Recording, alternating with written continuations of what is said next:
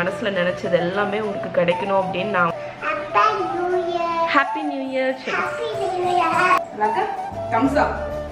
Vegetarian chicken 65 banana இருக்கா? நீயும் அறியாவா? ஈடே இப்போ ஆரஞ்சு மாதிரி மணக்குதுங்க. இதுதான் நான் பண்ண மினி டிஃபன். என்னெல்லாம் hi friends, good evening. Almost வந்து டைம் 5 o'clock ஆகும்போது மணி வந்து 4:30. இன்னும் 2 daysல நியூ இயர்.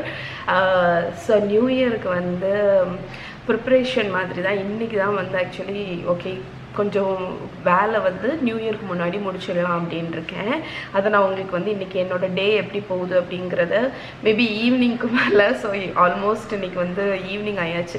ஸோ இன்றைக்கி ஈவினிங்க்கு மேலே நான் என்னெல்லாம் பண்ணுறேன் அப்படிங்கிறத உங்களை வந்து என் கூட எடுத்துகிட்டு போகிறேன். அதுக்கிடையில் 2022 வந்து எனக்கு வந்து ஒரு மெமரபிளான இயர்.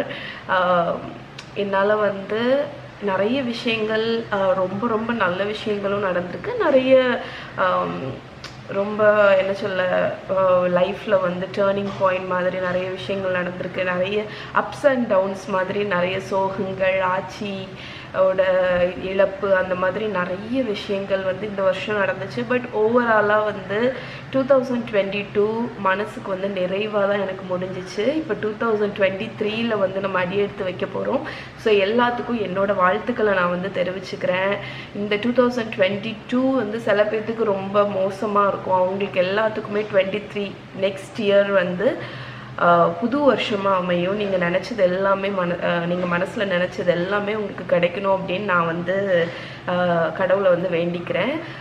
ஸோ என்னோடய வருஷம் வந்து நான் ஒவ்வொரு வருஷமும் யூஸ்வலாக வந்து இந்த ஜேர்னி வீடியோ போடுவேன். பட் இந்த வாட்டி என்னால் போட முடியல. ஏன்னா வந்து அவ்வளோ டைட்டான ஒரு ஸ்கெட்யூலில் இருந்ததுனால என்னால் வந்து போட முடியல. ஸோ பட் உங்கள் எல்லாருக்குமே நீங்கள் வந்து ஸ்டார்டிங்லேருந்து என்ன ஃபாலோ பண்ணுறீங்க அப்படின்னா உங்களுக்கு வந்து என்னோடய லைஃப்பில் வந்து என்னெல்லாம் நடந்திருக்கு அப்படிங்கிறது உங்களுக்கே வந்து தெரியும். உங்களால் கண்டிப்பாக மறக்கவும் முடியாதுன்னு நினைக்கிறேன். ஸோ வாங்க நம்ம இன்றைக்கி இந்த 2023 வந்து ஸ்டார்ட் பண்ணுறதுக்கு வந்து நான் நிறைய விஷயங்கள் பிளான் பண்ணி வச்சுருக்கேன். அதில் வந்து மெயின் இது வந்து டீக்ளட்டரிங். ஸோ யூஸ்வலாக நான் வந்து ஒவ்வொரு இயருமே வந்து டீக்ளட்டர் பண்ணுவேன். இந்த வாட்டி பொங்கலுக்கு முன்னாடி இந்த நியூ இயருக்கே வந்து டீக்ளட்டர் பண்ணலாம் அப்படின்னு சொல்லிட்டு பாஸ்ட் ஒரு 1 வீக்காட்டே நான் மட்டும் இல்லை, எங்கள் ஃபேமிலியில் உள்ள எல்லாருமே வந்து நிறைய பொருட்களை வந்து டீக்ளட்டர் பண்ணியிருக்காங்க. நான் இன்னைக்கு வந்து என்னோடய பிளான்ஸ் என்னன்னு பார்த்தீங்கன்னா நான் என்னோடய க்ளோத்ஸ் எல்லாத்தையும் முக்கால்வாசி பண்ணியாச்சு. டீக்ளட்டர் மாதிரி நான் யூஸ் பண்ணாத இந்த பாஸ்ட் ஒரு 6 months நான் யூஸ் பண்ணாத ட்ரெஸ்ஸஸ் எல்லாமே நான் நிறைய வந்து டீக்ளட்டரிங்னா என்னென்னா பார்த்தீங்கன்னா, நீங்கள் வந்து பாஸ்ட் ஒரு 6 மாதம் நீங்கள் போடாத ட்ரெஸ் அந்த மாதிரி யூஸ் பண்ணாத திங்ஸ் ஏதாவது இருந்துச்சுன்னா அதை வந்து நீங்கள் வேறு யாருக்காவது டொனேட் பண்ணுறது அந்த மாதிரி பண்ணுறது தான். நான் என்னோடய க்ளாசட் வந்து முக்கால்வாசி அப்பப்போ பண்ணிவிடுவேன். ஸோ இப்போ வந்து குட்டீஸோட ட்ரெஸ் மட்டும் கொஞ்சம் க்ளீன் பண்ணணும். அதை தள்ளி பெட்ரூமில் பெட்ஷீட்ஸ் எல்லாத்தையும் மாற்ற போகிறேன். டவல்ஸ் எல்லாத்தையுமே வாஷ் பண்ண போகிறேன். ஸோ இது நியூ இயருக்குன்னு இல்லை, யூஸ்வலாகவே பண்ணுவேன். பட் இன்றைக்கி வந்து சரி ஓகே எல்லாத்தையுமே க்ளீன் பண்ணி புது ஸ்ப்ரெட் மாதிரி போடலாம். ஏன்னா இன்னும் 2 daysல நியூ இயர் ஆரம்பிக்கும். ஸோ நியூ இயருக்கு புது ஸ்ப்ரெட் போட்டு எல்லாத்தையுமே வாஷ் பண்ணி க்ளீன் பண்ணலாம் அப்படின்னு. ஸோ மஹி குட்டி எல்லாருக்கும் அட்வான்ஸ் நியூ இயர் சொல்லு. ஹாப்பி நியூ இயர் சொல்லு. ஓகே, இங்கே பாருங்கள், இது எல்லாமே வந்து இந்த ஓரத்தில் இருக்கிறது எல்லாமே டொனேஷனுக்கு வேண்டி எடுத்து வச்சுருக்கோம் இங்கே அனாதாசிரமத்துக்கு. ஸோ இது எல்லாமே முக்கால்வாசி அத்தை மைனியோட க்ளோத்ஸ் அவங்க எல்லாமே எடுத்து இங்கே வச்சுருக்காங்க, அவங்க போடாதது. மஹி என்ன பண்ணுற? ஸோ ஆக்சுவலி நான் வந்து ரெசிபி சேனலுக்கு நியூ இயர் ஸ்பெஷல் வீடியோ போடணும் அப்படின்ட்டு இருந்தேன். இன்றைக்கி ஃபுல்லாகவே லாண்ட்ரி தான் ஓடிட்டுருக்கு. இப்போ நம்ம ஆடியிலையும் போய் அதை தான் கிளியர் பண்ண போகிறேன். அதுக்கு வேண்டி நான் வந்து இது என்னோடய குட்டி அவன், இது வந்து எனக்கு அகாரோ பிராண்ட்லேருந்து ரிவ்யூக்கு அனுப்பி வச்சது. இதுதான் நான் இந்த மாதிரி சின்ன பேக்கிங் பண்ணுறதுக்கு யூஸ் பண்ணுறது. இது நல்லாயிருக்கு, ரொம்பவே நல்லாயிருக்கு இந்த ஓடிஜி. ஸோ இதோட லிங்க் எல்லாமே நான் வேணா கீழே கொடுக்குறேன், இல்லைனா என்னோடய ரெசிபி சேனல் ஃபாலோ பண்ணுறவங்களுக்கு தெரியும். ஸோ நியூ இயருக்கு ஸ்பெஷல் கேக் ஆரஞ்சு கேக். இது வந்து ஆரஞ்சு பிளெண்டர் கேக். இந்த ஆரஞ்சு கேக்கை வந்து நீங்கள் பேட்டரை ஒரு மிக்ஸி ஜார்லேயே பண்ணிடலாம். வேறு எந்த விதமான பாத்திரமுமே நீங்கள் அழுக்காக்க தேவையில்லை. அவ்வளோ ஈஸியான கேக்கு. எங்கள் வீடே இப்போ ஆரஞ்சு மாதிரி மணக்குதுங்க. ஏன்னா இது வந்து ஃபுல் ஆரஞ்சு வச்சு பண்ணக்கூடியது, ஒரு ஹோல் ஆரஞ்சு யூஸ் பண்ணுறது. அதுக்கப்புறம் இங்கே பார்த்தீங்கன்னா லாண்ட்ரி ஓடிட்டுருக்கு. ஏற்கனவே ஒரு லோட் வெளியே காஞ்சிட்ருக்கு. இது செகண்ட் லோட். இனி நான் மேலே போய் பெட் ஸ்ப்ரெட்டு பெட்ஷீட்டு எல்லாத்தையுமே இன்றைக்கி துவைச்சிட போகிறேன். துவைச்சி காய போட்டு நீட்டாக ஆர்கனைஸ் பண்ணி வச்சுட்டோன்னா நம்ம நியூ இயரை ஸ்டார்ட் பண்ணிடலாம். மகா குட்டி மகா வந்து எங்கள் அம்மா வீட்டுக்கு போயிருக்கா அஞ்சனா கூட. ஸோ மஹி மட்டும்தான் இன்றைக்கி எனக்கு கம்பெனி தரான்.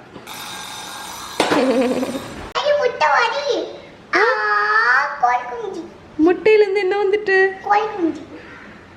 கோழி குஞ்சு வந்துட்டான். உள்ள வச்சிரு.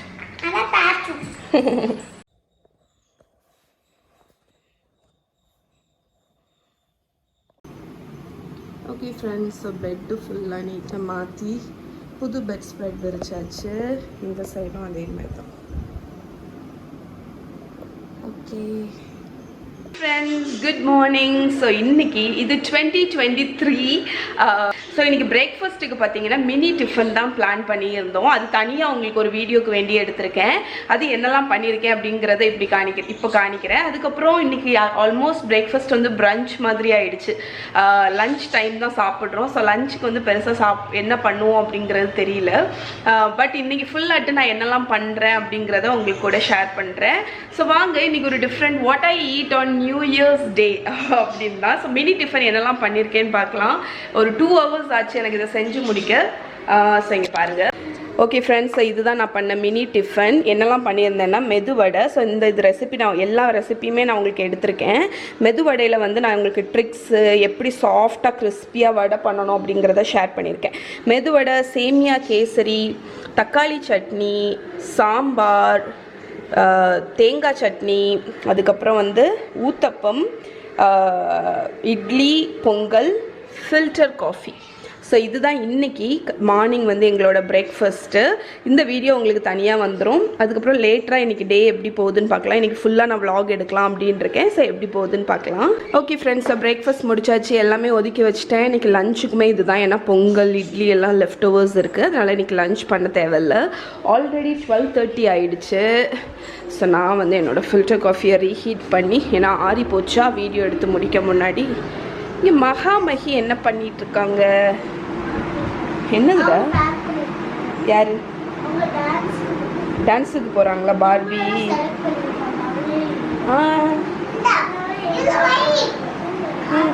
இவங்கெல்லாம் ஊருக்கு போகிறாங்களா டான்ஸ் காம்படிஷனுக்கு? ஓ சரி சரி. அக்காவும் தங்கச்சியும் மேட்சிங் பிங்க் போட்டிருக்கீங்க. நியூ இயர் விஷஸ் சொல்லிடுங்க. நீ ஏன் சாக்ஸ் எல்லாம் போட்டிருக்க அடிக்கிற வெயிலுக்கு? இல்லை சாக்ஸ் எல்லாம் இதுக்குள்ளே போட்டிருக்க. நான் செருப்பு சும்மா வீட்டில் போட்டிருக்கேன். பற்றி கொழுப்பை பார்த்தீங்களா? நீ ஷூ போட்டிருக்கேன்ல, அதனால நான் சாக்ஸ் போட்டிருக்கேன். பத்தியமாக அவன் தங்கச்சி என்ன வாய் அடிக்கன்னு சேட்டை. பனானா இருக்கா? ஏன் பெரிய பனானா, yellow கலர் பெரிய பனானா இருக்கா? எதுக்கு? அது வந்து ரோஸ்ட் பண்ணி சாப்பிடலாம். ரோஸ்ட் பண்ணி சாப்பிடக்கூடிய பனானாவா? ஐயோ அது இல்லையே செல்லம். அப்பாட்ட சொல்லி இன்னைக்கு வாங்கிட்டு வர சொல்லி. என்ன பனானா இருக்கா? பனானா சாதா பனானா இருக்குது, ரெட் பனானா இருக்குது. ரெட் பனானாவை அது ரோஸ்ட் பண்ண முடியாது, ராவாக தான் சாப்பிடணும். இது யார் இப்படியெல்லாம் இங்கே ஆர்ட் வரைஞ்சா? இது யார் இங்கே ஆர்ட் இப்படி வரைஞ்சா? இது ஆர்ட் தானே? உங்களோட வரையல் ஆர்ட் தானே? யார் வரைஞ்சா? யார் வரைஞ்சா? எப்படி வரைஞ்சி வச்சுருக்கான்னு பாருங்கள். மாடியில் ஒரு இடம் விடாமல் பெயிண்ட் பண்ணி வச்சுருக்கான். சேட்டை. ஸோ ஈவினிங் ஆயாச்சு. இப்போ நான் ஈவினிங் ஆக்சுவலி டீ டைமுக்கு மஹிக்கு பசிக்குதுன்னு சொல்லுங்க. அதனால மஹிக்கு நான் ஒரு சூப்பர் டிஷ்ஷு செஞ்சு கொண்டு வரேன். சரியா? என்ன போட்டிருக்கேன் சொல்லி? மொஃப் மொஃப் என்ன எழுதுனப்போ நீ? ஃபுட் நைட் NI வரும் இடையில. சரி, அம்மா உனக்கு ஒரு ஸ்நாக்ஸ் செஞ்சு கொண்டு வரேன். சரியா? நீயும் வரையாவா? ஓகே ஃப்ரெண்ட்ஸ், இப்போ ஈவினிங் ஸ்நாக்ஸ் தான் பண்ண வந்தேன். நான் உங்ககிட்ட சொல்லியிருந்தேன் தெரியுமா, நிறைய ப்ராஜெக்ட்ஸ் வந்து வீடியோக்கு நான் பிளான் பண்ணி வச்சுருக்கேன். அதில் ஒன்று வந்து இது தான். ஸோ இது என்னன்னு பார்த்தீங்கன்னா சாக்லேட் கொக்கோ பீன்ஸ். ஸோ வந்து தனியாக ஒரு வீடியோ வரப்போகுது. ஆக்சுவல் கொக்கோ ஃப்ரூட் இருக்குல்ல, ஸோ நிறைய பேர்த்துக்கு தெரியலன்னா சாக்லேட் வந்து கொக்கோ பீன்ஸ்லேருந்து பண்ணுவாங்க. கொக்கோ பீன்ஸ் வந்து கொக்கோ ஃப்ரூட்லேருந்து கிடைக்கும். அது ஒரு பழம் மாதிரி இருக்கும். அந்த ஃப்ரூட்டுக்குள்ளே இருக்கக்கூடிய விதை தான், அந்த பீன்ஸ் தான் இதை ஃபெர்மெண்ட் பண்ணி தான் இதிலேருந்து சாக்லேட் பண்ணுவாங்க. ஸோ நான் அந்த கொக்கோ ஃப்ரூட்லேருந்து சாக்லேட் பார் எப்படி பண்ணுறது அப்படிங்கிறத நான் ஒரு வீடியோ எடுத்துகிட்ருக்கேன். இது ஃபெர்மெண்டேஷன் 1 வீக் ஆகும், அதுக்கு தான் ஃபெர்மெண்ட் ஆகிட்டுருக்கு. ஸோ அநேகமாக இது வந்து நாளைக்கு நான் வந்து பண்ணி முடிச்சிருவேன்னு நினைக்கிறேன். ஸோ அந்த வீடியோ உங்களுக்கு வந்து ஃப்யூச்சரில் வரும். Okay friends, so evening snacks பண்ணலான்னு வந்தேன்னா, இது வந்து நான் நேற்று பார்த்தீங்கன்னா மீல் மேக்கர் குருமா வந்து நைட்டு டின்னருக்கு பண்ணியிருந்தேன். ஸோ அப்போ வந்து வேக வச்ச மீல் மேக்கர் கொஞ்சம் லெஃப்ட் ஓவர் இருந்துச்சு. ஸோ இதை வச்சு மீல் மேக்கர் 65 சோயா சங்க்ஸ் 65 மாதிரி பண்ணலான் இருக்கேன். ஃபஸ்ட்டு வந்து கொஞ்சமாக மைதா மாவு போட்டுக்கலாம். ஸோ 1 டேபிள் ஸ்பூன் மைதா மாவுனா 2 டேபிள் ஸ்பூன் கார்ன்ஃப்ளவர் போட்டுக்கோங்க. ஸோ இப்போ இதில் ரெகுலர் மசாலா பொடியெல்லாம் போட்டுடலாம். கொஞ்சமாக மஞ்சள் பொடி, அதுக்கப்புறம் காரத்துக்கு தக்கன சில்லி பவுடர். ஸோ டேஸ்ட்டுக்கு கொஞ்சமாக வினிகர் இல்லைன்னா லெமன் ஜூஸ் ஊற்றிக்கோங்க. ஸோ இஞ்சி பூண்டு பேஸ்ட் இருந்தால் அது போட்டுக்கோங்க. இது வந்து உப்பு போட்டுக்கிறேன். ஸோ இப்போ வந்து கரம் மசாலா பவுடர் வந்து கொஞ்சம் போட்டுக்கோங்க. இப்போ வந்து இதில் மாவு போட்டிருக்கோமா, கொஞ்சமாக தண்ணி தெளித்து இதை நீட்டாக வெறுவிடுங்க. இந்த மாவு எல்லாமே, மசாலா எல்லாமே இந்த மீல் மேக்கரில் கோட் ஆகும். அதுக்கு தக்கன நல்லா மிக்ஸ் பண்ணிடுங்க. ஸோ இந்த மாதிரி கோட் ஆயாச்சு. இப்போ இதை ஃப்ரை பண்ணி எடுத்துடலாம். ஸோ இப்போ நம்ம வெறுவி வச்சுருக்கிற இந்த சோயா சங்க்ஸை கொஞ்சம் கொஞ்சமாக ஆயிலில் போட்டு ஃப்ரை பண்ணி எடுத்துருவோம், நல்லா கிறிஸ்பியாக.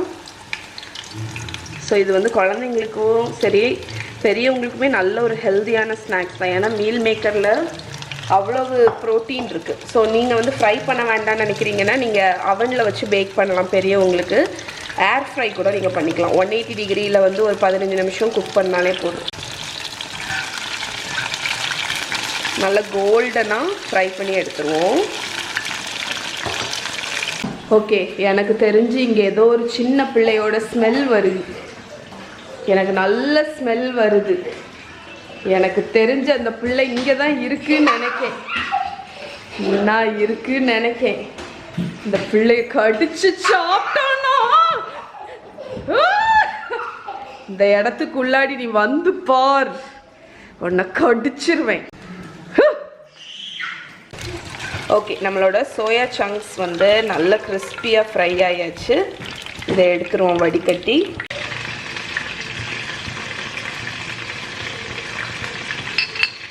ஸோ இது கூட நீங்கள் மேனேஸோ இல்லைன்னா டொமேட்டோ கெச்சப்போ வச்சு சாப்பிட்டிங்கன்னா ரொம்ப நல்லாயிருக்கும்.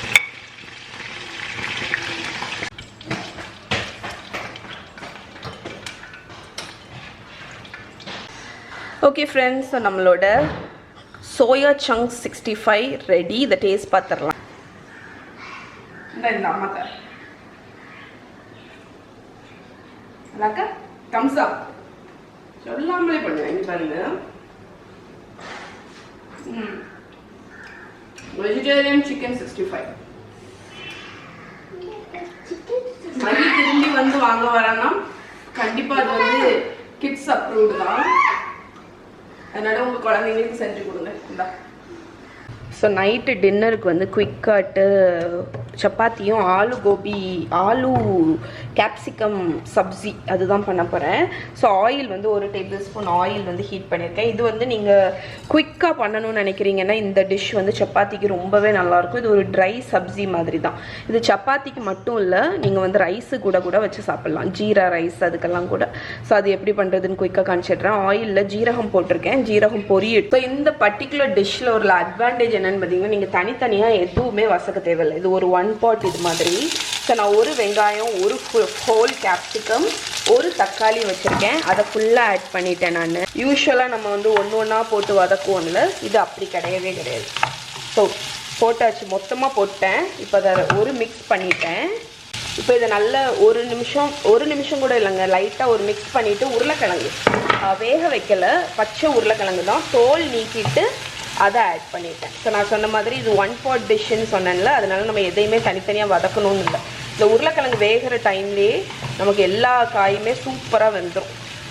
ஸோ உருளைக்கிழங்கு போட்டுட்டு அகெயின் அதையும் ஒரு மிக்ஸ் பண்ணிட்டேன். இப்போ நம்ம வந்து உப்பு போட்டுடலாம். இந்த டிஷ்ஷுக்கு தேவையான அளவு சால்ட்டை போட்டுருங்க. அதுக்கப்புறமா கொஞ்சமாக மஞ்சள் பொடி. ஸோ உப்பு மஞ்சள் பொடி மட்டும்தான் ஃபஸ்ட்டு போடுறேன். இது வந்து காய் கொஞ்சம் வெந்த உடனே நான் வந்து அடுத்துள்ள சில்லி பவுடர்லாம் போட போகிறேன். ஸோ மஞ்சள் பொடியும் உப்பும் போட்டுட்டு இதை ஒரு பெரட்டிடுங்க. சரி, இப்போ வந்து ஒரு மூடியை போட்டு மூடி லோ ஃப்ளேமில் 10லேருந்து 12 நிமிஷம் இதை வந்து குக் பண்ண போகிறோம். லோ ஃப்ளேமில் குக் பண்ணுங்கள். தண்ணி எதுவுமே நான் ஆட் பண்ணல. வெங்காயத்தில் உள்ள தண்ணி தக்காளியில் உள்ள தண்ணியிலேயே வந்து தண்ணி வெளியே வரும். அதில் வந்து அந்த உருளைக்கிழங்கு வந்து ஸ்டீம் ஆகும். நீங்கள் வந்து கொஞ்சம் அடி பிடிச்சிரும் அப்படின்னு நினைக்கிறீங்கன்னா கொஞ்சம் ஒரு ஸ்ப்ளாஷ் வந்து தண்ணி ஊற்றிக்கோங்க.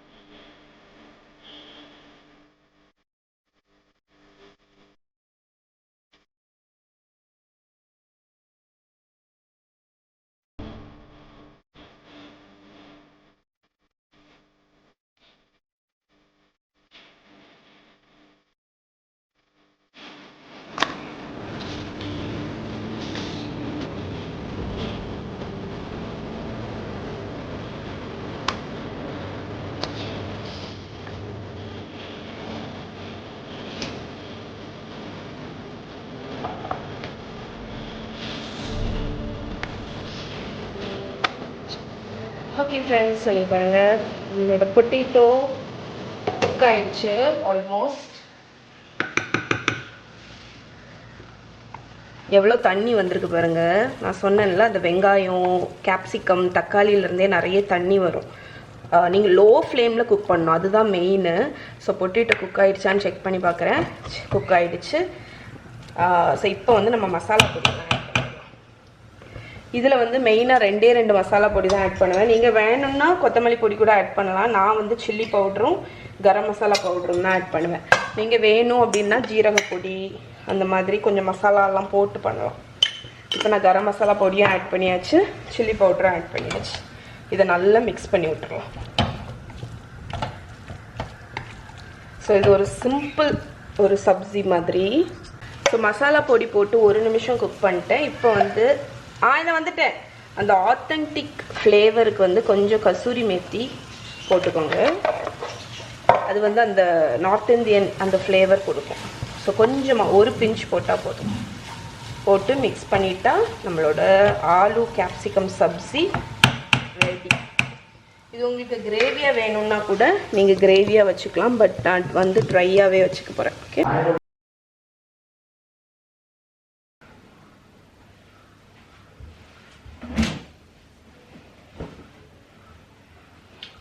ஓகே ஃப்ரெண்ட்ஸ், ஃபைனல் துணி வந்து மடிச்சிட்ருக்கேன். இந்த நியூ இயர்லேருந்து நான் வந்து யோசிச்சு வச்சுருந்த இன்னொரு விஷயம் என்னன்னு பார்த்தீங்கன்னா, லாண்ட்ரி வந்து அட்லீஸ்ட் 2 days ஒன்ஸாவது போட்டுறணும் அப்படின்னு.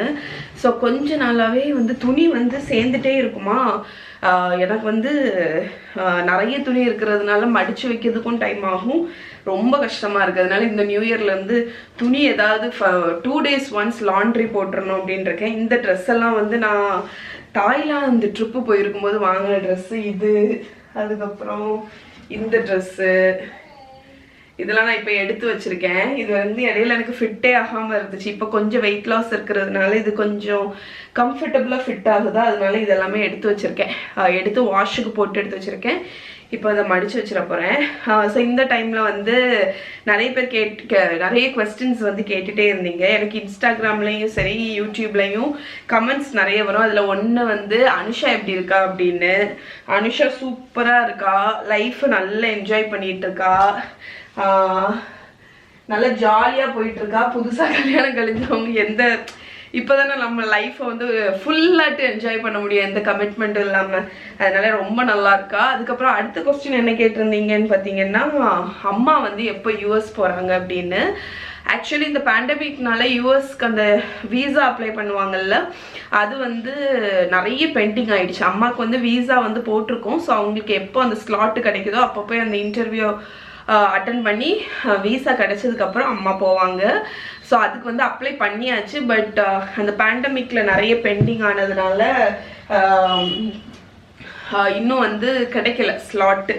பட் கிடைச்சிருச்சு அப்படின்னா வந்து அம்மா வந்து போவாங்க யூஎஸ்க்கு. அடுத்து கேட்டது வந்து நீங்கள் எப்போ யூஎஸ் போகிறீங்க அப்படின்னு. ஸோ நான்